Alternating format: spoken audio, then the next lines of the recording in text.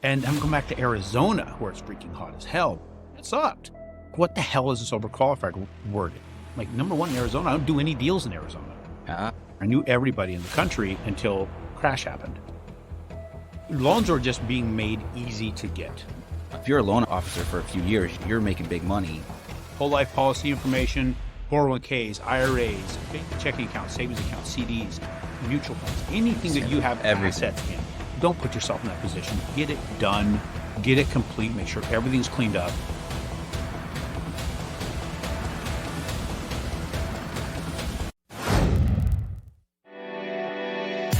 You're listening to the AZREIA Show. If you're looking for quality real estate investing information that you can trust, you've found it.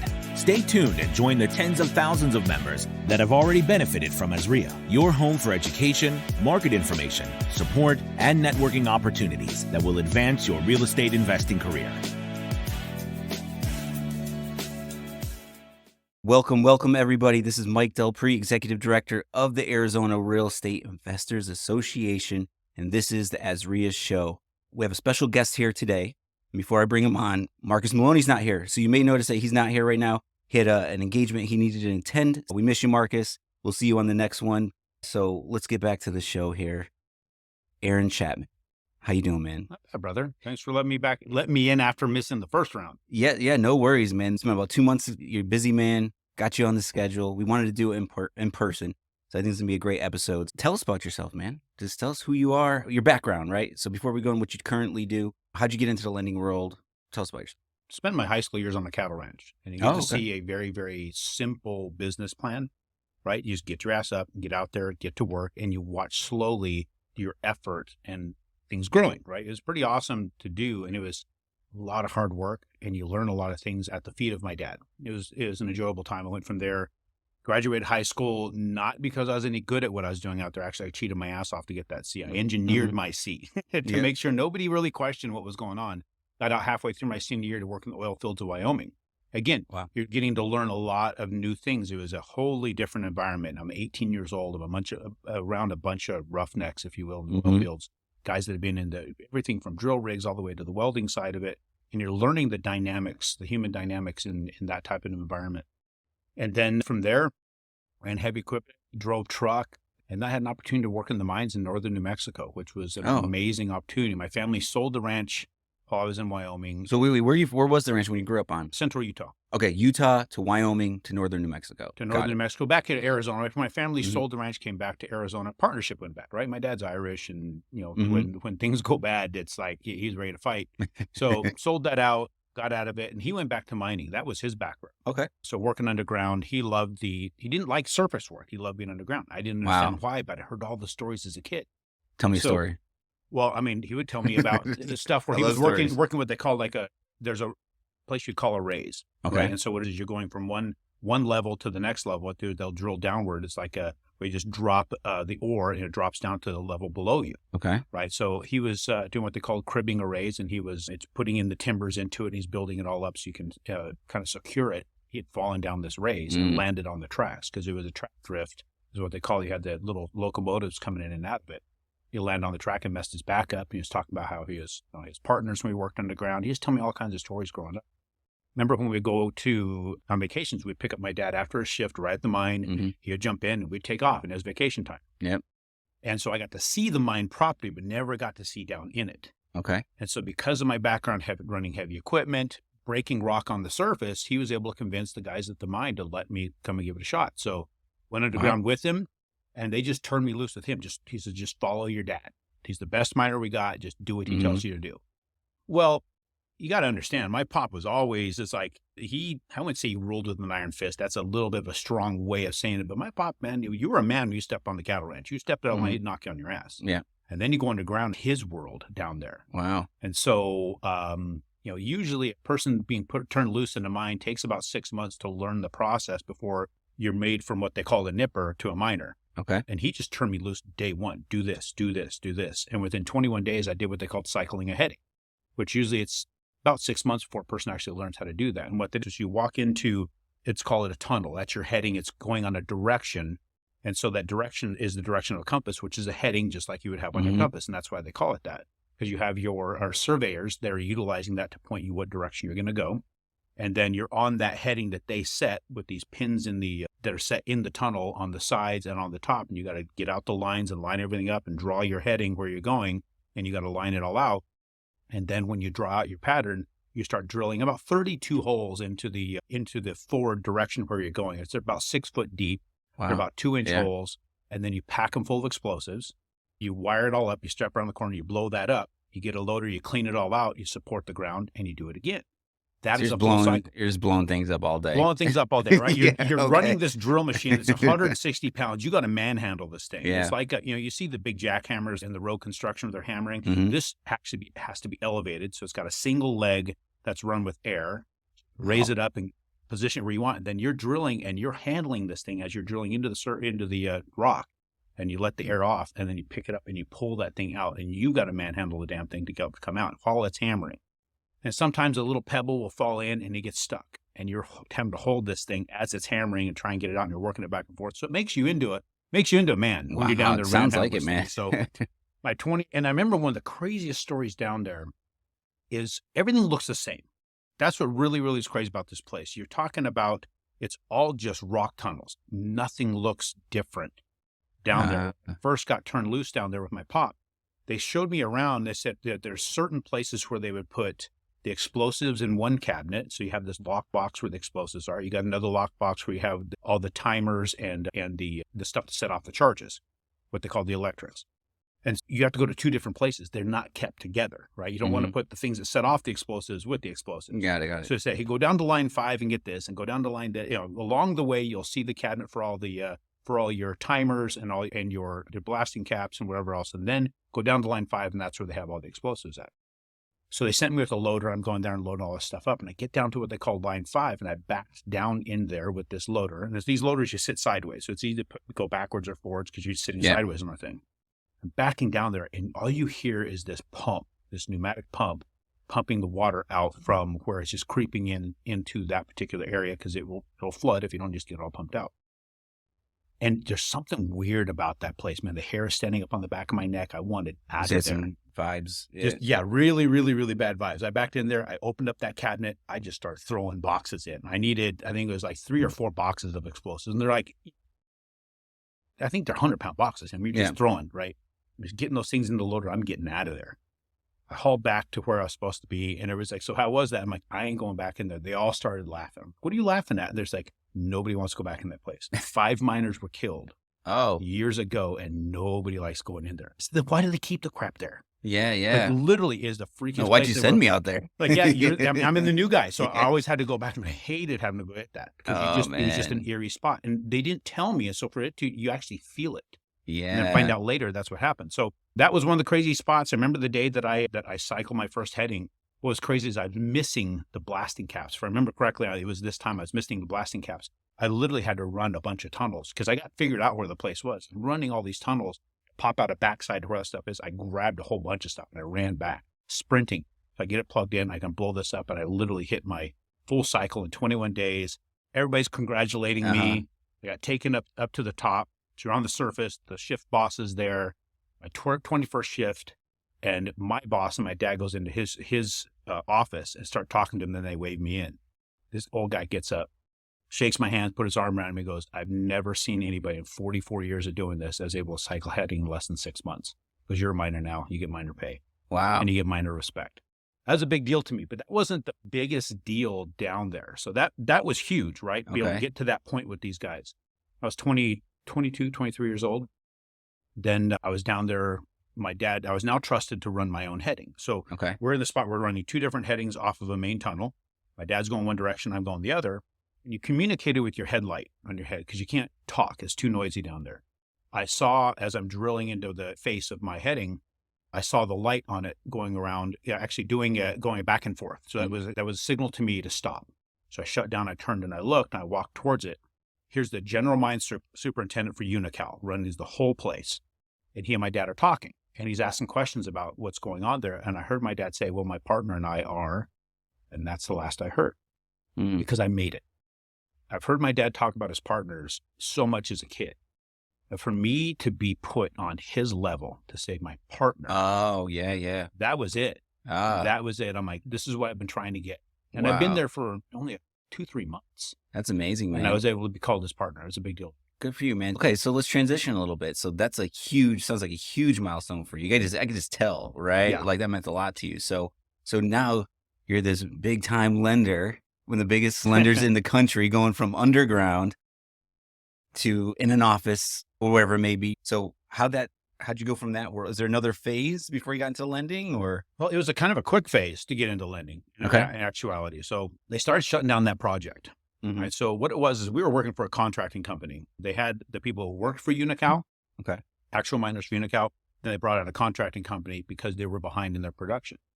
Brought this contracting company, which I worked for with my pop, and we were advancing their objectives faster, and they still weren't able to meet their objectives. And so Unical decided to shut down the mine. And during the mine process of shutdown, people were getting laid off. And since I was one of the newer guys, they laid me off. Yeah. My dad stayed on for a lot longer. My dad was pissed. He's like, dude, you're out mining a lot of these guys that have been here for 2, 3, 4, 5 years. Yeah. He goes, you're breaking more rock going forward. He goes, but it's political. He goes, you're one of the newer guys. It's not based on performance. It's based upon tenure, which he hated that kind of thing. Mm-hmm. If you don't perform, then just get out. Yeah. And I learned the way he does it. And we were breaking rock pretty close to the same every single day. And so, but I got let go. I'm like, hey, it's not a big deal. Mm-hmm. I have my wife, my kid's back home, 6-month-old kid. I've got a really good resume. Yeah. I'm going to find a job really quick and easy. Now, I hated the fact that I was going to lose out on that mine work because I loved that underground work. Surface work was going to suck from there on. Oh, well, you do what you got to do. Surface work. I never even thought about naming it that. I know you get in your blood, Yeah. and there's two different things in the world now. Now there's underground, there's surface work. Yeah. And I'm going back to Arizona where it's freaking hot as hell, right? I ran heavy equipment. I dug pools here for years. It sucked. Yeah. But I mean, those excavators, let me just tell you, those guys out there running equipment, it's, you're sitting on 200-degree pumps in your equipment in 120 degrees and you're banging rocks. I mean, it's hard. That's it's interesting. You started doing pools. I'd been doing pools before that. So okay. I came back, I went to the mines after the pools. And then, so I came back and started putting in resumes all over the place. And everybody kept telling me I was overqualified. I called everybody I could to help me get connected with somebody. And it was getting to the point where it was dire. I was actually out of money. So I was leaving to go. There's that landscape place. I might be Pioneer off of I-10 and the 60 just south. It's right over by Arizona Mills Mall. I think so. Pretty familiar. So yeah, there's a landscape place there on the east side of the road. I went there and it was a $10 an hour truck driving job. And my wife gave me a coupon for free diapers because we couldn't even afford diapers at that point. So as I'm applying for that job, on the way back, I pick up the diapers. Well, went in there, applied, because it's a $10 an hour truck driving job. I could at least get this. Overqualified again. Like, what the hell is this overqualified word? I'm either qualified or don't you want not. a great worker Like, come on, in your position? Yeah. Now, I understand it now as an employer of sorts. Yeah. So I remember just wiping tears from my face. I'm leaving from that location as I'm driving to find a grocery store to get these diapers. The gas light on my truck comes on. Mm. And I'd not driven on that light for very long at all. So I had no idea how long it could go. But all I know is I need to hurry up and get someplace where I can get some fuel. So I pulled up to a grocery store somewhere there in Chandler. I think it was like a Smith's back then. Oh, I forgot about that. You had a grocery store and you had a gas station right outside of it. So I pulled up to the pump. All I had was a debit card and I knew I was overdrawn. So I said a quick prayer. I swiped that debit card, decline. So I rifled through my truck, found a couple of coins. I locked the door and I decided to walk that parking lot and see what change I could find. Yeah. And what seemed like a couple of hours had passed, I had found enough to get 2 gallons of gas or a little bit more than that. So I went and exchanged my time coin gathering for those 2 gallons of gas. Then I went into the grocery store to find the one thing that I could afford to get because I had a coupon, which is those diapers. And I stood in line. So I finally got to the checkout person. I put my diapers on there and I handed her a coupon. And it just felt, I can't even begin to tell you how it felt. Oh, I can imagine. It was spent my day already walking the parking lot and then to do that.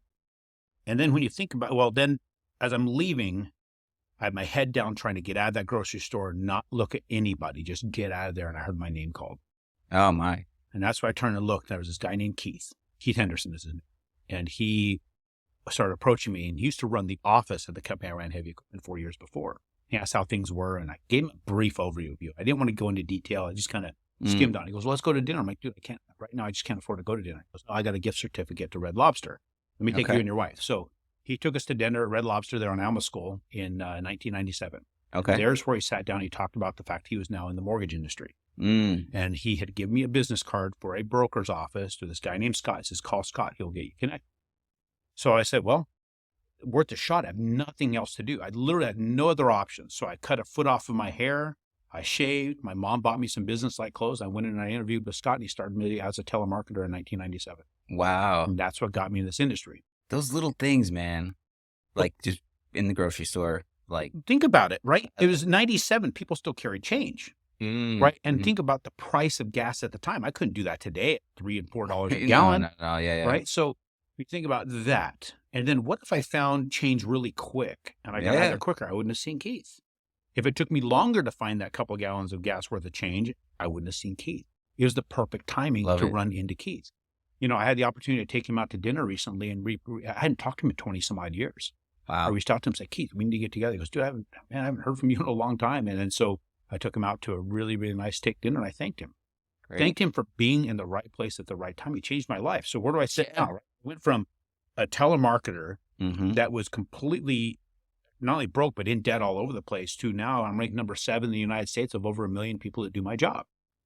And I focus on the real estate investor. Now I still do loans for people buying houses to live in, for your second homes. We do the DSCR kind of loans, blanket loans for people buying 10, 15, 20 houses at once, or just want to refinance all into one loan.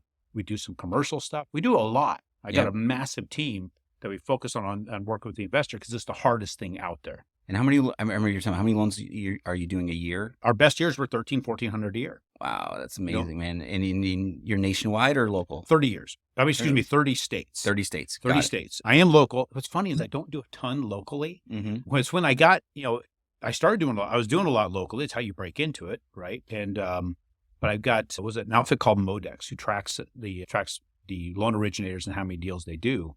They reached out to me this last year and it's like, you're number 1 in the state of Arizona. And you're like in the top 10 nationally. I'm like, number 1 in Arizona. I don't do any deals in Arizona. I'm not connected with anybody like I used to be. He goes, well, you're number 1 because of all the deals you do. Because we're not looking at where you do them. It's just where are you located? Yeah, got it. So since my office is located here in Arizona, I used to do a ton of business here. I knew everybody in the country until the crash happened. Yeah. Right. So when that crash happened, I was still doing very well. I worked countrywide at the time. Oh, you're probably doing very well at the time. I was doing extremely well. Right? Yeah. And so as I'm heading out of town to kind of get my mind right, I was jumping on the Harley, going to leave for 3 days. After when the recession happened? When the recession was starting to happen. So yeah. it's August is 2008. So this is now what? We're August of 2023. So this is 15 years ago. Yeah. So it's August 8th of 2008. 8's always been my lucky number. Right? So I'm heading out of town on August 8th for 3 days. I was going to take off on a Friday and gone through Saturday, Sunday, come back Sunday night. I was going to just take the bike and ride into Reserve, New Mexico and just go ride and just clear my head. 15 minutes into that, the 101, the 202, kid driving his dad's truck, came over into my lane, wasn't looking, pushed me into another car. I went flipping at 80 plus miles an hour. And I woke up in the hospital room with not knowing where I was at. Oh, man. And it tore up this side of my face. Was really the cool thing about it when I finally got to where my memory would work, because my memory would reset like every 3 to 5 minutes. I realized, wait, I got a full beard. I didn't have that going to it because I had a patch that was missing right here. If you ever see any pictures from me before, I couldn't grow anything there, but that side of my face got tore up. Now all of a sudden it filled in, which was like, shit, I got a beard. Yeah. But, I can't walk. I've got both legs are shattered. I only had one good limb, which is my left arm. And I had to, one, try and get around and do what I needed to do with one arm. And then secondly, I was bound to a wheelchair. And when I finally got out of there, my memory was starting to come back, but still only last a few minutes. So when I got to the industry, I was still battling the brain problem from the head injury that I took. So I had 2 people left in the industry when I came back. So real quick, so Keith got you started telemarketing. I'm assuming you were doing like just getting applications or interest for the loan officers. Yeah, they would give me a list of people to call and just see if somebody wanted to refi. Then and the loan officer comes in. You probably, obviously, it sounds like you grew your way up into countrywide. So if you guys give real brief, what did that world look like at that time for people that didn't experience the recession or newer to investing right now? They hear about it. Just a quick snapshot. I'll try and be as quick as I can, but it's a story too. It was a whole movie on it. So it was a little broker shop that I started at doing the telemarketer thing. And then after I generated enough leads that was getting handed out, I asked the manager who hired me, Scott, I'm like, can I work some of these? Mm-hmm. So they let me work a few leads, and he sat me with a guy, Greg, who's a real estate agent here. Right? I think he's with West USA. He was my trainer, and he taught me how to take a loan application, go from there, and took the interest rates dropping below 7%, 6.875 a year That was later. normal then. Exactly. It took 7 a was year normal. Yeah.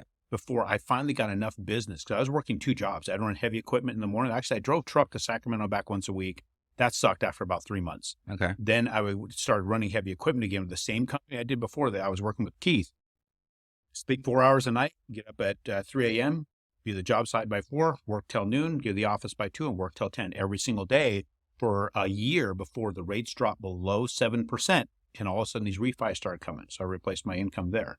And then I started getting offers from other people because I was number one in the office. Mm-hmm. Not all the time, but now and again. So I started getting offers from other companies, all these recruiters. I'm like, wow, this is kind of cool. They're going to pay me a bonus to go here and a bonus to go there. So I took a couple different jobs. Some of those places no longer around. Yeah. And even Countrywide's no longer around. I finally had an opportunity to get hired by another company here who's no longer around. They had just gotten into a condo development where Countrywide actually paid to have their master appraisal done. They paid to get them Fannie and Freddie approved. And I went in and I was taking the business from them. So was it a development? Because I know what was happening there here in Phoenix was a lot of apartment conversions. They're taking apartments. Actually a new build condo. Oh, new build condo. Okay. New build condos up in North Mesa. So I went in there. I built a great relationship with the salespeople. Okay. So they kept pushing me. Well, then that Countrywide got pissed. Like, who is this guy that keeps taking our business? Because we did all this work to get them set up. So the manager in Gilbert started sending me letters. I had a stack of letters on my desk. Well, once our company was acquired by Washington Mutual, I'm like, I ain't going to work for that company. I opened up one of those letters and I went to her. So when I sat down with her at Countrywide, I basically bullshitted my way through the whole thing. I'm like, I got a team. I got all this. Mm-hmm. Like, cool. They made me the very first sales manager in the history of Countrywide. They gave me the very first satellite office that Countrywide ever had because I was going to bring my team over. And I convinced this little telemarketing group to come over. That was just telemarketing for another loan officer. Brought him and his little telemarketing group. Like, I'm going to turn you into LOs. I will get you taken care of. So I brought them over like I had this operating team. And because of just us getting in there, just going at it hard, we were closing sometimes $12 million a month in business. That little team, because I was teaching them exactly how I did it. And why was that, just for everyone listening, like, why was that happening? What was going on? Like, just to recap the recession, just like what happened there and it all disappeared. Loans are just being made easy to get, right? So what you have, you go all the way back, and this might be more than what you're asking for. You go all the way back to the 70s when Lou Ranieri was Solomon Brothers. Watch The Big Short, people. Mm-hmm. He'll tell you how that all started. He created the mortgage-backed security, right? It used to be just your local bank would take in depositor money. They'd pay people for their checking account, savings account, and CD account, a certain amount, depending upon how long you would leave it in there. So more for a CD because of what's in there longer. So they could use that money to lend it back to the community, basically lend it back to the people that they got the money from at a bit higher rate, and they keep the difference.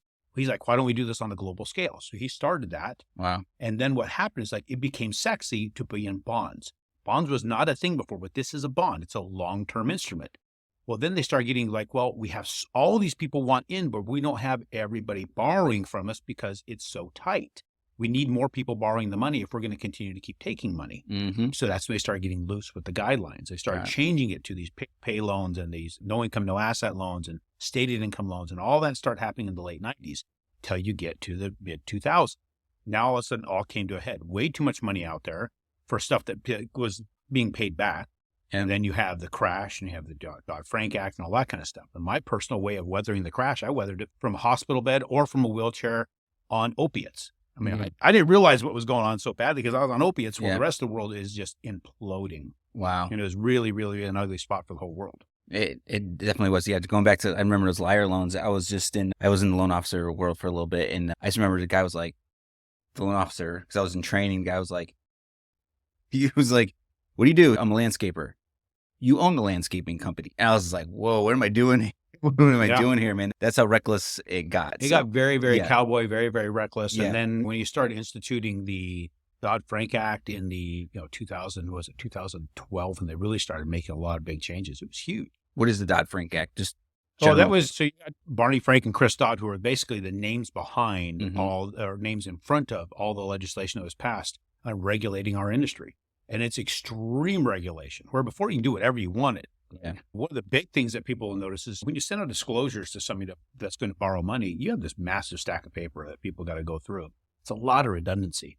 Where before we'd send you your disclosures, which was maybe 8 to 10 pages, and then you'd have what's a form that goes with it called the Loan Application Disclosure Acknowledgement Form. Just sign the one form that you got the disclosures, and we have a list of what they are, and we're good. Yeah. Where now they got to sign everything, and it's got to be signed right. And if it's not signed correctly, we can't proceed with the loan.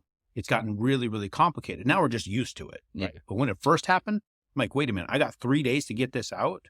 And it's if they tell me these 6 things verbally, I still have to send all this information out, even though I know nothing else about them. It's gotten really complicated. Do you notice like any loosening up in any way, or has it just gotten better, more strict? Do you foresee like any resemblance of back then to now? Anyway, very, very, very little. Got it. There is some, right? And I'm seeing it in the investor world because now banks can create their own, right? Mm-hmm. It doesn't have to go through Fannie and Freddie. So the more the banks create something and they have their own, what they call a non-qualified mortgage or non-QM, they can do that as long as they're servicing it and it's separate. And you're going to see a little bit of that is out there, right? There's what they call debt service coverage ratio loans, which is another way. It's not quite stated income, but at least showing the property can take care of itself. There are some that are getting 100% financing, I've heard, for investors, which is insanity. Yeah. Like, I have no idea why anybody even accept that. And what I've heard people coin that as is that you're just basically prepay. It's how do they say that? You're literally like, it's a delayed down payment. I've heard somebody say that. Okay. That's nuts, right? So you get 100% financing now, and then you're just going to pay your mortgage, which is going to be your down payment over a period of time. We don't know what the market's going to do. Now, I don't expect it to drop, but if it did, where are you at? You're operating purely on hope. There's others that just say, well, this is for more of a seasoned investor.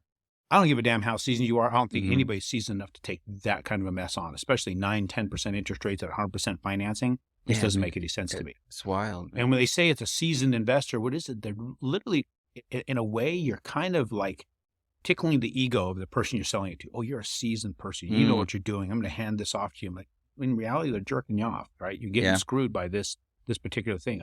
I just can't subscribe to that whatsoever.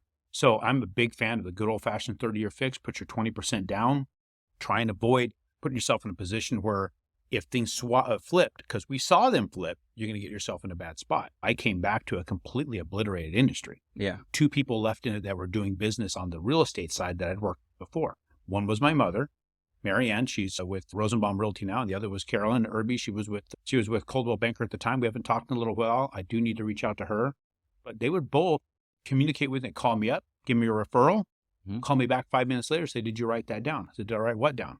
Grab your pen, grab your paper, and write this down. They coached me through what I needed to do to get my mind back, get my memory to work again. So I walked around with a notepad for like a year. Oh, wow. And I'd write things down. What was really interesting about that, if I didn't cross it off, I would do it again. It's like, oh, I didn't do that yet. I'll go do it. Sometimes I'd call somebody up and say, hey, this is Aaron with such and such mortgage company. And like, yeah, we just spoke. Like, wow, what did we say? Because I don't remember. And I had to explain to them who I was and what I was dealing with at that time. And it'd be amazing. It was amazing to me how many people had compassion on me with that. Okay. Because they would reach out to Carolyn or my mom and say, hey, who is this guy? Right? What's going on here? And say, hey, they'd explain it. Say, he's very good at what he does. The only thing is he went through this one thing. And I still was able to do a lot of business. How'd you feel though, man? Like that's gotta be frustrating. You're building your business. Maybe you're newer into that, coming out of the recession. Things are changing.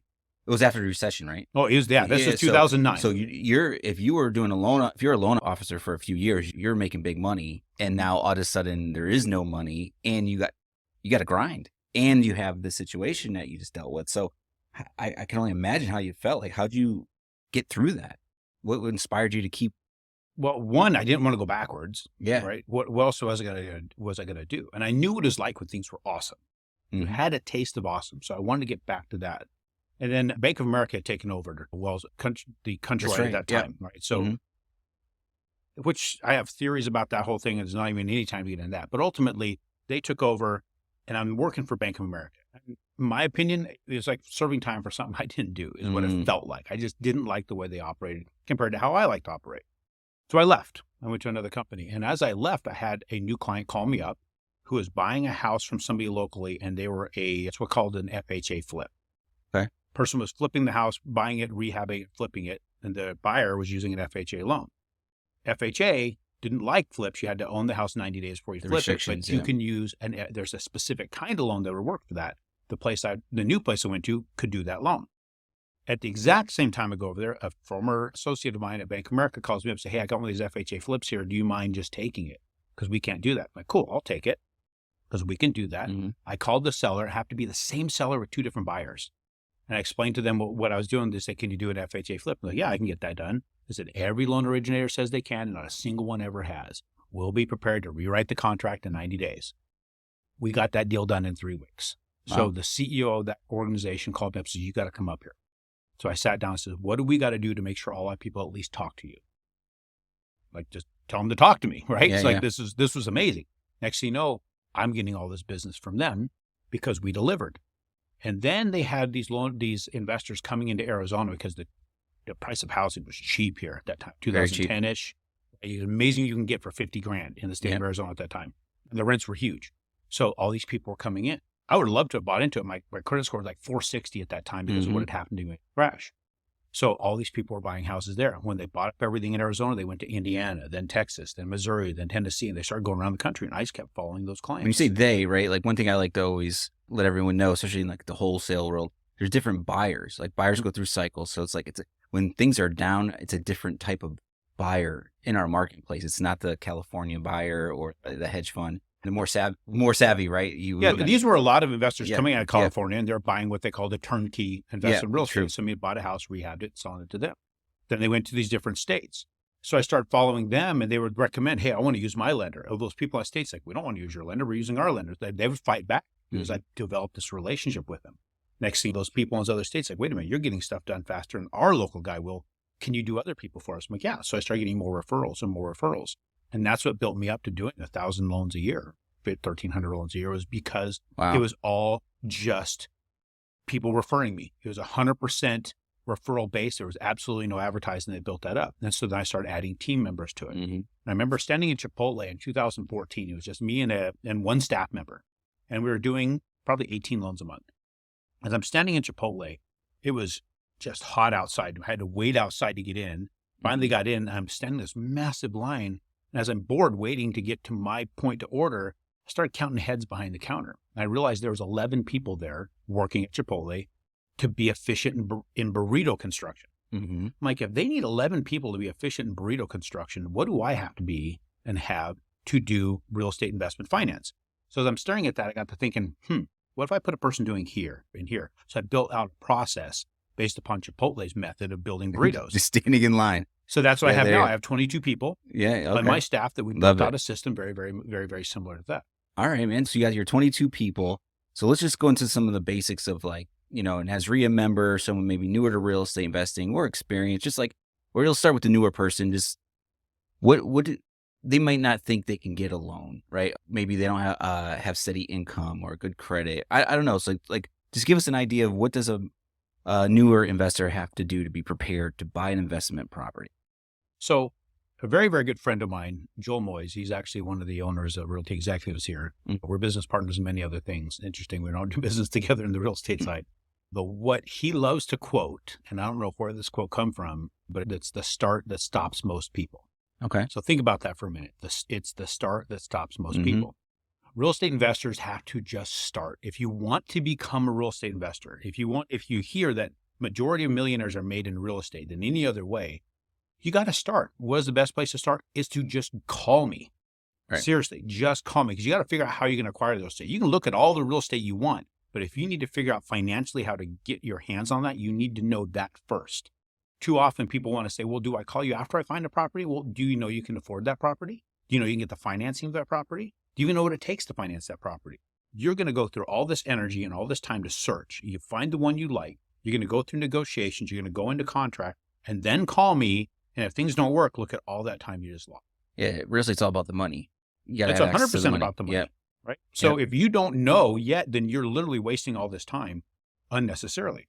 So we dig deep into it right out of the gate. So have you ever heard of the term underwriter? Of course. Okay, so an underwriter is usually talked to, or at least looks at a file about the third week of the deal. Okay. Right? You have a loan originator that does a pre-qual. They issue this pre-qual and they'll look at a person's application, credit, and maybe a pay stub. Maybe look at a bank statement. So, okay, yeah, you look like you can make this work. They'll give you a general idea of what you can do. Then you go out there and you hunt down a property, you go into contract. Then they say, okay, we need all this paperwork now to start this loan. I want your tax returns. I want your updated pay stubs, your W-2s, your bank statement, K-1s if you own a business, all these things. They start sending all this information in. So then technically we're saying some loan officers will give them a pre-qual of some sort, and they're shopping before they even before it even sees an underwriter, right? Underwriters deeper in, because they work for a whole other department. They're elsewhere in the loan. They're not going to look at a deal until they see they want the appraisal in there. They want the insurance information in there. They want the title work in there. They want all the financials. Then they'll hand it in. Yeah. Well, then the underwriter looks at it and it's like, oh, you need this, this, this, that. They come back with a massive list, right? Mm-hmm. So the loan officer's calling the people. It's like, oh, I got this jerk underwriter who wants all these things. So I decided to circumvent that whole process. So what we do is when somebody sends an application in, a member of my staff will review that application. They'll say, we need this list. They give a very comprehensive list. Now and again, I'll get a call from a client saying, you want all this stuff for a prequal? Yes. So I'm not going to waste my time or yours on something that's not going to close. Then when all that paperwork comes in, I hand it directly to an underwriter. Underwriters do my prequels, not me. Ah, nice. And so the underwriter, one of them who's running that team, that small team of underwriters, because these are only do the prequels. They don't do any of the end. I got other underwriters that do the end. The one who kind of runs all of it, she's been doing this since 1982. Okay. She has a master's degree, and she has been a regional underwriting manager for 5 years. That's who looks at this. She also oversees my product development. So I know you just ran through a bunch of different types of paperwork. So the traditional investor, what are some of those key documents, key things that they might not even know that they have to get together, right? So what are some regular jargon, some terms, and some documents that they should definitely know about? Well, 100% you're going to need your tax returns. Yep. Because we're going to need to know how your income is derived. And then anything that's associated with driving that tax return. So if you get K-1s from a business, 1099s, you have a W-2 employment, any of those things, anything that would show income or losses that would go onto the return to come up with what that bottom line is, we need to see. Because there's a lot of times people have joint returns, right? Yeah. Well, my joint returns say X amount of money is being made. Well, yeah, but by who? If you have joint returns, money's coming in from two different people. Yeah. If only one person is trying to qualify, you can't use the other person's income. Because what if something happens to the other person? Right? We have to go you standing on your own 2 feet. So what drives your income? So you have to separate all that out. So you need anything that has to do with your taxable documentation. We also have to look at your assets. Some of the assets I think is probably the greatest assets to have would be whole life policy. Got a whole life policy. That to me is the holy grail in my opinion. Okay. You've got that. That we'll get into that here a little bit later. But whole life policy information, 401ks, IRAs, checking accounts, savings accounts, CDs, mutual funds, anything that you have assets in. It has to be your assets, of course. It can't be somebody else's assets that you have access to. Then you want any credit documentation. Anything has to do, we're going to pull a credit report. I'm going to dive into that one. If there's anything that has to do with a liability, it was a negative thing, and you have documentation to show that it was definitely not your fault. Sometimes it had some medical reasons or whatever. We'd have to dig deep into that. But for the most part, it's pretty simple. It's really just documenting the information that we have. We will dive into it. We'll tell you what we need. You'll send it over. We'll do what a normal lender does in 3 weeks and 72 hours. Wow, that's amazing, man. So what about, okay, so that's a lot of good stuff for someone initially trying to realize what they need. So someone like myself, when you start, like I was all about cash and raising private capital. And then when I started realizing I need to also leverage banks, right? And I didn't have the great credit score, I started getting my stuff together. But when I started applying for loans as an investor, it's like you have all these LLCs with different investors and different joint venture partners. And it just gets such a tangled web of like, well, who owns 40% of this LLC? Well, we need all their information. And it just kills the deal. And the underwriter gives up on it. Sometimes, I know exactly what you're talking about, but I think sometimes they just don't know what they need. And so they ask too much. So is that just not the right loan officer or right lender? I think it's not the right lender because a lot of them just don't understand it. We have spent so much time working as far as our underwriters and our team working with real estate investors. I've been doing real estate investors exclusively since 2009, right? So, and with thousands of transactions, we've seen a lot of people's different finances. So we're able to weed through it differently than somebody else. It gets confusing. You just explained a very, very confusing thing. Yeah. So if you're talking about, you have multiple different partnerships. So we'll look at your tax returns like, oh, you got this particular schedule. So all these partnerships, get me all your K-1s. Yeah. Well, on your K-1s, if you own less than 25% of the business, sometimes we don't even look at the business itself. Oh, okay. It's like, just push it off to the side. If you have more than 25%, okay, give us the business returns. We don't care about what other people own. We're going to look at the business returns itself. Now, this will tell us whether or not we have a failing business or a growing business. If it's growing, then we can continue to use that income. If it's failing, that's going to be cutting into your income. Now you own a business that loses money, that costs you money all the time, right? So it's a matter of understanding what and why you need these things. Some people just grab it to grab it because they have no idea what they're doing with it. So now with the DSCR loan out there, obviously they don't ask for all this. No. Is there a difference? Is it like a better route to go? Should you just go straight to DSCR, or is there better opportunities with, the more hairy type situation? Well, what I tell her is send us everything, let us analyze it, and then we can give you an idea of what options exist for you. If it's hey, you can do 10 loans here, but it's going to be ugly, a lot of paperwork. But at the same time, also, you can do DSCR. So let's say you find a property that has really, really lean margins on it to be in a cash flow position. You may want to go with a conventional loan, that which we can pull off. It's extra paperwork, but you're not in it alone. Yeah. Believe me, every paper you hate to give us, we hate to read. So it's not like we're enjoying any of this. Yeah. It's very, very expensive. It's very costly for me to manufacture a very, very heavy deal like that. The worst tax returns I'd ever seen was with an entertainer, a Grammy Award-winning entertainer. 18 hours of analysis on one tax return. Oh, wow. 18 hours. So he had so many businesses. Now he had 2 tax returns I had to analyze. Wow. It was crazy. And that was just me and analyzing it to do the pre-quals. Back when I was doing all the pre-quals. Then to make sure I was right, I handed it off to Ellen. It was my processor at the time. 18 hours for her. Then we gave it to the underwriter. 18 hours later, he denied the loan. I'm like, bullshit. So we went back through it. I got his boss to look at it. 18 hours later, he approved the loan.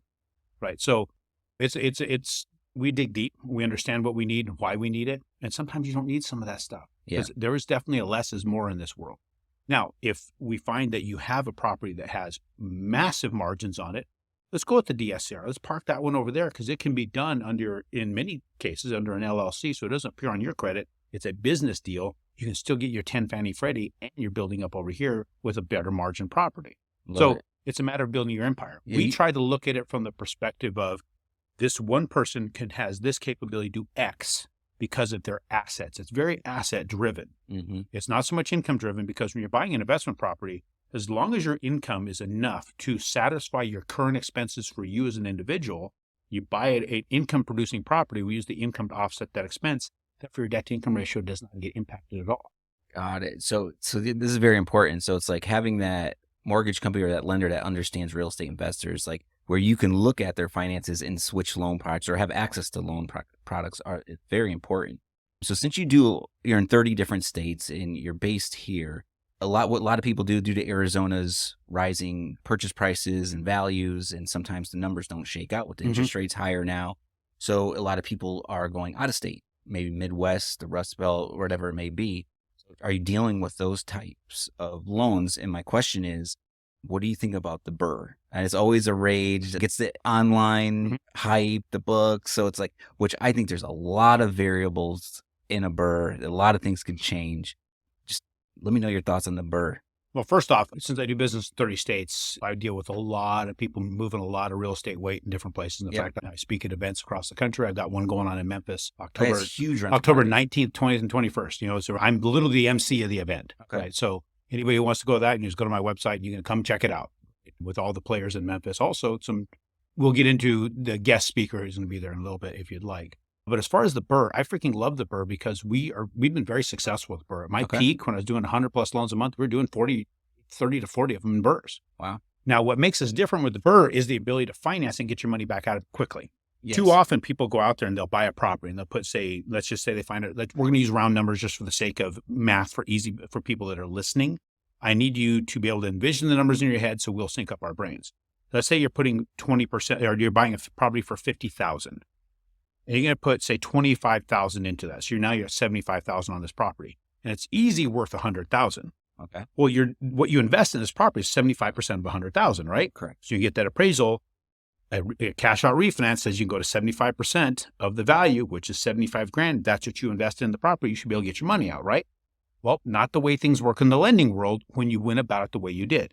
You bought the property for $50,000. You closed. You paid your contractor $25,000. 3 months later, you got a house that's now done. You want to refinance it. The way the rules work in the conventional world, I can only get you what you invested at closing, which was $50,000. So what we coach our clients to do is we say, do not close on a single property cash unless you consult us first. So I want you to call me, tell me about the deal. Go into contract, but call me, then we'll walk you through it. So when you get that $50,000, call your contractor, get them out, let them tell you exactly what's going to take to rehab this house. He says, well, it's going to be about 25 grand. Bring in 30. So go to the closing table with $80,000 to the closing table. Literally go to closing and you have it on your settlement statement. We audit the settlement statement.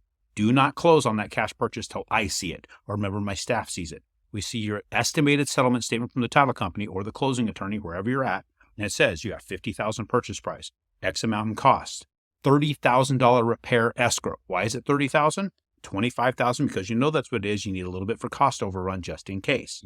Now they hold on that money in escrow, in a repair escrow, and they pay your contractor. Now I can show you brought 80 grand to the closing table. Okay. Then when it comes time to refinance, you've got your properties, the rehab's about done. I'll start the refinance the day after you close on that cash purchase. Okay. At $80,000 left your pocket, I start your loan. We start gathering the paperwork while you're working on the rehab. As soon as that rehab is a week out, we communicate with your contractor. I have a person on my team, Karen, who orders appraisals, tracks them, maintains them. She orders the appraisal to try and get the appraiser out there the day after you're done with the rehab. Why? Because that's when it's at its cleanest. We want everything cleaned up, the lawn mowed, the weed eater had to run around the yard, everything spit polished. So I want it to look like it's getting ready to go on the cover of Real Estate Magazine. Why? Because appraisers appraise what they see. You know, we think they got this amazing imagination because you gave them a list of stuff that you're going to do to the property. Don't put yourself in that position. Get it done. Get it complete. Make sure everything's cleaned up. That way they're appraising a done product, not a mess, using their imagination because their imaginations suck. Just is. Right? Our imaginations haven't been good since we were 6 years old.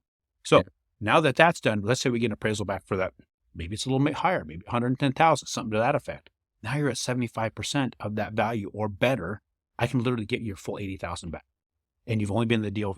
Your money's been out for 3 months and now it's back in your pocket. You own the property for nothing. So maybe I missed something. So how, okay. I love this, right? Cause I've done tons of BRRRRs in Cleveland and I always had issues with appraisals. You just bought this property 30 days ago and they're always giving you pushback, or not getting all your 100% of your money back. Yep. So so you come to the escrow with 80K, you get your purchase costs and renovations. So it shows you put up 80K to the table. It gets appraised at 100,000. So how can you get that 80? Don't they only give you like 70? 75. I'm going to say if it appraised, because we're talking maybe it appraised 110. Right? Okay, so if it appraised at 100, the max I can get you 75. Correct. So you brought 80, you got 75,000 loan amount, right? Okay. You can't add cost to it. So you're going to come up with cost too. She may be in the deal for 10 grand. Yeah.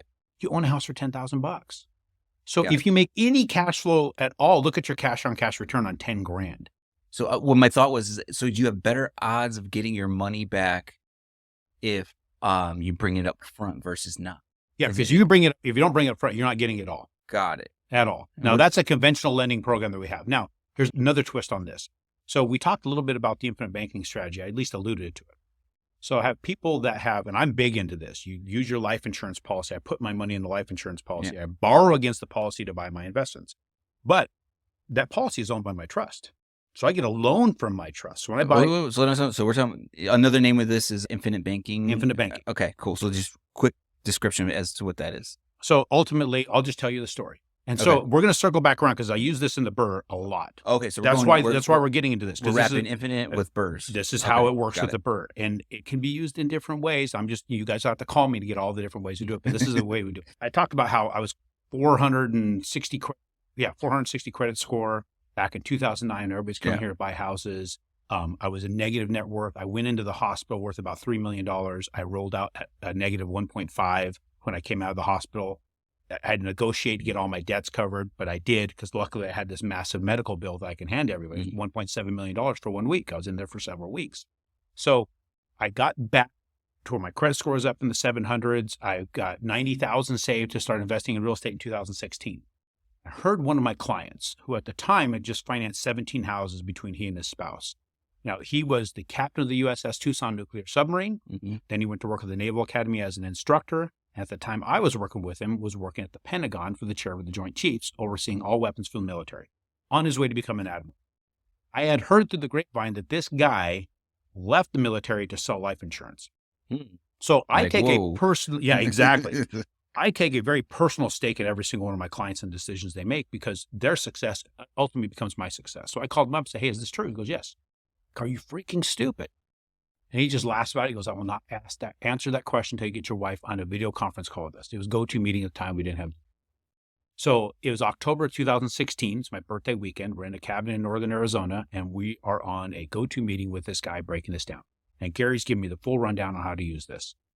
90 grand sitting aside to buy some properties. I literally, when I was done with this, I took my 90,000. I bought a life insurance policy on me. It had a $2.7 million death benefit. And within the first month, I was able to borrow approximately $83,000 against the policy. Less than a month, guys, because I was working with the right guy, that I was able to buy those 3 properties. Each of those properties was generating over $200 a month in cash flow. I took the cash flows to start paying down the notes on the property, paying down the note on the loan against my policy. Plus, I was taking 10% of my income, which is what I saved to get the 90 grand to begin with. I was paying down that note. So I knocked it down from an $83,000 note down into like the mid 50s within about 13 months. Well, and correct me, while you put the 90 in, you took 83 out, you started investing it and paying it down. But that original 90, the insurance company also was paying you to have that money. They're paying me 5%. Right? They're paying you 5% on top of you working your $83,000. Got it. Yep. So as I'm paying down the note, right, and I had more money available, I pulled it and bought another property. Now I'm generating over $900 a month in cash flow. So I'm paying it down faster. But don't you have to like pay into it as well? Or is there, I don't know much about, I know Unbridled Wealth is one of our business associates and they explain it well. Don't you have like a monthly payment or do you have an annual premium? Got it. Okay. But see, since I'm really cycling the money, I can pull it out and pay the premium if I need yes. to. But okay. I'm also generating enough capital to be able to pay the premium. Got it. So I'm generating more money. I'm cycling this through and I borrow again. So I started with $83,000 available to me. That was 2016. I deployed over $1.1 million out of that policy because I keep cycling it like a machine. Put the money in, take it back out. Put the money in, take it back out because you're utilizing all your assets. I don't need the cash flow to live right now. I got a very good operating mortgage business. Yeah. That pays my living. I take the extra and pay down the notes. So then I decided at that point, this is an awesome strategy. I'm going to get a policy on each one of my kids, then a policy on my spouse. And then what I'm going to do is I'm going to have my kids come in and sit down and we're going to talk to whoever we invest with and I'm going to let them ask questions. Then I will decide whether or not we invest based upon the questions they ask and the answers they get. So were you meaning when you said you got policy, the life insurance policies were there like a 90 grand for one kid, 90 grand for the other kid? Well, it was 90 grand for me, then 5 for each kid. And my wife was 20. Got it. Right? Because it all depends upon they all did the infinite banking concept. It was all infinite banking. And so ultimately what it boils down to is it's kind of macabre. They look at what your life is worth, right? What kind of income you're generating, what would be the loss if they had loss of life. But each kid, I put in $5,000, but it gave me an $800,000 death benefit. Right? Yeah. And it's owned by the trust. So then if something happens to one of my kids or my wife, then that money goes into the trust and it's now family wealth. I decided if I'm going to die. And when I die, my kids need to know what I'm doing with all this. So I've made them part of the family trust in the sense that we sit around the table, we discuss our investments, that we all vote on it, they interview it. When they're interviewing these guys, and the youngest was 9 years old at the time that we do the interviews, she would have the opportunity to ask questions, and her questions got better and better and better the more she was exposed. Amazing. Where what was really cool is you saw the guys who were offering the opportunities, their explanation got dumber and dumber and dumber, and I call it dumber, but it was not dumber. It's actually more intelligent to the extent that a 9-year-old can understand it. So I was benefiting 2 sides. Wow. And then, so now my relationships are getting stronger with these guys because I do business with them too. They refer me clients. At the same time, we're investing with them. And so now I have all this back and forth where we're building this up. And now when my kids get married, they and their spouse have to do the same thing. They have to get infinite banking policies on each other and they have to follow the same pattern. Otherwise, they get written out of my trust. They'll still be in the will, but they're out of the trust. But they need to be able to operate this and has to perpetuate in the future.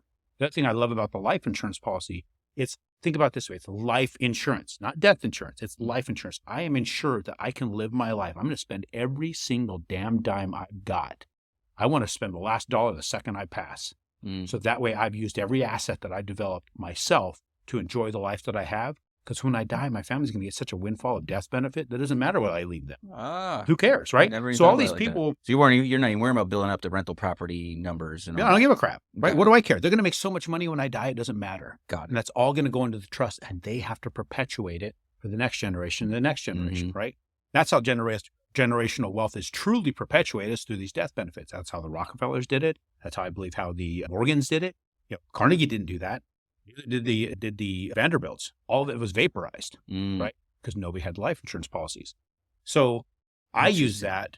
I like it. So real quick, so Can't you also buy policies on other people? Yes. Maybe like friends, family, other family members, coworkers, right? People that are important to your business, all of them, right? Yeah. You can literally buy people's policies from them if they have impending death. That's a whole nother viatical business. Settlement, whole other thing, right? Yeah. It's macabre as hell. It's like, I'm just waiting for you to die. Yeah. It's like, could somebody go out in front of this guy? There's a value there, just like when you wholesale houses. Who would think they would sell their house at 40 cents on the dollar? But there's a pain or there's a pressure where they hate the house. So same situation. If you're 80 years old, you want to go live your life, you can get your payment on your life insurance in advance. 100%. It's crazy. There's different ways. There's always a different way to make money. Man. So with this particular thing, what it is it gave me this insight into one, how to have generational wealth without having to set money aside and not live my life. It's too often I hear people like, well, I want to buy this for my kids. I'm like, hell with your kids. Get the policy and they will have all that they need and then some. And how's that policy? Is it like, does it grow based on your initial purchase of it? Or does it grow over time as you put more money? It grows over time. So the way I have it set up is I purchase the policy and then it has a minimum amount every year to do your premium. I do what's called paid up additions. So I'll put even more. So literally I'll put in an additional $80,000 a year into each and distribute over all these policies because we're supposed to continue to keep making money, right? So I saved enough money to buy one policy, but what says I'm not going to save enough money to do it again? So I put it back in there as paid up addition to expand it from having 83,000 available to me to now it's 100 and some thousand available to me, and it keeps compounding year after year. So I did this 2016. There's a lot available to me now. I have well over $1 million available to me these policies. And what's really cool about it, it's not my money. Wow. It's the life insurance company's money. So nobody can come after me, right? Some states they can, but if I was being sued, that's not my money. Yeah. Right? That's sitting there. It's growing at 5%. If it was in a bank account, they can come take it. If it's a bank account, it's growing at nothing. What's also really, really awesome about this, let's just say I took the 90 grand and had it in a bank account. I bought my 3 properties and then I died the next day. My family gets 3 properties and an empty bank account. But since I put it into a life insurance policy and I borrowed the money from that, bought my 3 properties, and then if I pass, my family gets the 3 properties plus $2.7 million minus $83,000. And you're buying those properties in your trust. With a trust, yes. I mean, so let's tie this in now. So you're doing the BRRR. Now we're doing the BRRR. So let's use my example, the $83,000. Let's say I did the $83,000, I did a BRRR, right? So, but since the trust owns that life insurance policy I borrowed the money from, I sign a note and do a deed of trust and a warranty deed on that property with my trust. So I borrowed the money from the trust for the $83,000 I did, or let's say it's the 80 grand that we just did this example, the 80 grand to buy this house for 50 and fix it up, right? Yep. So now when I go to do the refinance on it, I have a lien against the property from my trust. So when I do the refi now, it's a rate and term refinance. It's no longer a cash out.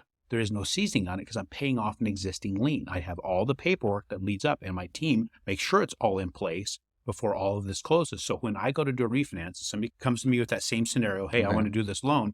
There's a lien against the property, the $80,000 lien, the price is worth $100, is places I can do an 80% rate and term refinance for an investor.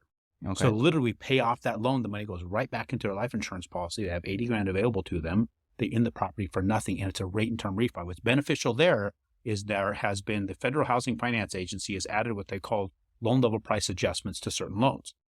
One of those loan level price adjustments is cash out loans because we're trying to quell inflation. People take cash out on their houses, they go spend money, right? Pushes inflation up. It's just money chasing goods. Well, if they're quelling that, they're now pushing the rates probably an eighth to a quarter higher in interest rate for a cash out refinance, and your points are 1 to 1.5 points higher to do a cash out refinance versus a rate and term. I just showed you how to do a rate and term. You did? Amazing. And we can help every single client and guide you through it. You got to call me first. You can't call any other lender and say, hey, this is what I heard on the AZREIA Show. They have no idea what the hell you're talking about. That's amazing. And how did I figure this out? By doing this with the infinite banking thing. It's also doing it. Doing it myself and then having an enormous amount of communication with Fannie and Freddie. And that's because that's one thing we do preach around here. If you're going to use an accountant, have an accountant that invests in real estate. If you're whatever lawyer, whatever it is, everyone needs to invest in real estate themselves if they're going to be your service provider. So I truly believe in that. And you just explained it very well. I have real estate in 6 states. Yeah, that's amazing, man. So I want to kind of get into kind of how to start wrapping up. I think there needs to be a part 2. I'm all about part two. Yeah, man, for sure. Because time flew by on this one. Let's just kind of dive into, again, appreciate all that information. Great. What are you doing now? What do you got coming up? How can we get a hold of you? Things like that. So what am I doing now? I mean, there's even more crazier stuff, right? So I got out of the hospital, learned how to walk again. I used to run marathons and stuff like that. I need to do something with my body. I actually joined the Sheriff's Department Rescue Unit. So I did a lot of technical rescues out in the superstation. Oh, okay. I don't know if you remember the plane crash over Thanksgiving years ago. I was one of the guys up there picking up, unfortunately, body parts. Oh, wow. There's a base jumper that got hung up. I sat down to get the base jumper. I've been on the news for international rescues because of running the technical rescue unit for that team and their off-road rescue unit, their air rescue unit, and all kinds of things for 9 years. Retired from that in 2018. They didn't need the actual guys anymore. They had a lot of equipment doing what we used to do. So that's how I got involved in Operation Underground Railroad. I got to know Tim Ballard and the people there, the operators, the guys who were running that operation. Had the opportunity to see the movie Sound of Freedom 3 years ago. In private viewings, I got to know the director very well. I actually have a watch from the movie that I bought from the director, which is going to be an amazing piece, right? Yep. Really cool experiences there. But the one thing about it, people need to know that's one of the things that drives us to what we do. We drive business because we need the additional capital to be able to produce more revenue for them, or at least donations for them to do their job. Because not everybody's out there in the mix of this ugliness in our world trying to rescue children. Yeah. That's a special kind of person doing that kind of thing. But they need resources. How do they get those resources? People like us that are driving hard to build our businesses. We want to do it for a cause. Eddie Wilson, he likes to say he's a cause capitalist. So are we. Yep. So we do what we do for the sake of not only to feed ourselves, feed our families, feed the teams, my team, and the real estate investors and people we work with and the people who refer us business, but something bigger than all of us. Of course. Right. So there's that. I'm driving really hard for that. And that's why I get involved when I speak. I bring the president and the head of global operations for OUR to speak with me. I've got a book coming out. I'm going to come back for that when we're ready to push it out. Robert Allen, you know the name Robert Allen? Of course. He's writing the foreword of this book. Amazing. I was just talking about yesterday. He said, you need to have some illustrations. My brother's an artist. I say, what do you want to do? He blew this thing up. He's got 14 masterpieces in this book. And we're talking full-on masterpieces, like the old illuminated manuscripts from like the 1300s. Look that up, illuminated manuscript. You'll see what I'm talking about.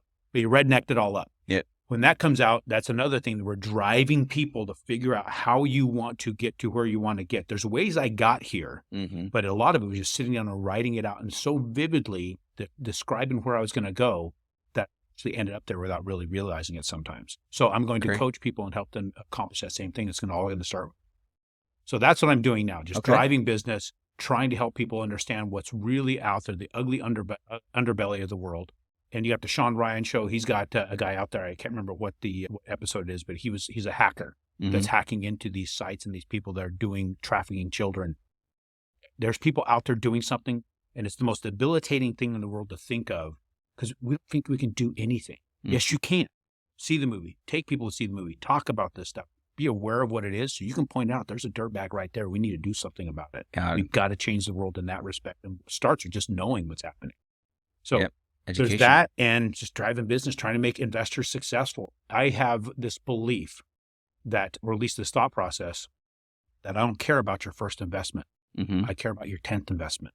Okay. And you're not going to get there if we're not successful with your first. True. If you suck at your first, or you buy the wrong deal, you buy the wrong house, then you're not going to get to number 10. And the one thing let me tell you about lenders today, the average lender in our space, the average loan originator that you might be looking to see who's offering what rate, quit that crap, because the average lender right now is cutting all they can to do 0 to 1 loan per month. Oh, wow. So when you call that guy up and you get the awesomest rate in the world, right? And then you're like, I don't know about this property. This looks like this could be something that's causing me problems, but I don't know. Let me ask my lender. He's going to use everything within his selling capability to convince you to close on the house because you could be 50 to 100% of his income that month. Now, this is not me trying to be an ass and say, hey, I'm still going to bread my table whether you close that deal. It's not going to matter. It does matter to me because if you close the wrong house, you're not doing number 10. Because that one will cripple you. I need you to be successful at number 1. I need you successful 2, 3, and 4 so I can get you to 10 to 20. That's where we all become successful. Great way of thinking, man. Yeah, because especially like I said, numbers are down, things are slower. Yeah, people are trying to survive. So they'll say certain, let's end it there, man. Number 10. I love that, man. Number 10. Aaron Chapman, Security National Mortgage. How do we get hold of you? AaronChapman.com. Oh, If that doesn't work, just Google Aaron Chapman. There's like 4 or 5 of us that pop up on Google, and there's only one redneck lender out there in Arizona. Awesome, man. Well, I appreciate you being here. We will do the follow-up part 2. I still want to dive deeper into that BRRRR and the whole life insurance. I want to know about your book when it comes out and everything that you're doing. So thanks for being on the AZREIA Show, man. Appreciate it. Thank you, buddy. I'm looking forward to the next time. Awesome. Thanks for listening to the AZREIA Show with your hosts, Marcus Maloney and Mike Delpreet. We hope you enjoyed this episode. If you found this information valuable, head over to AZREIA.org and learn more about our community.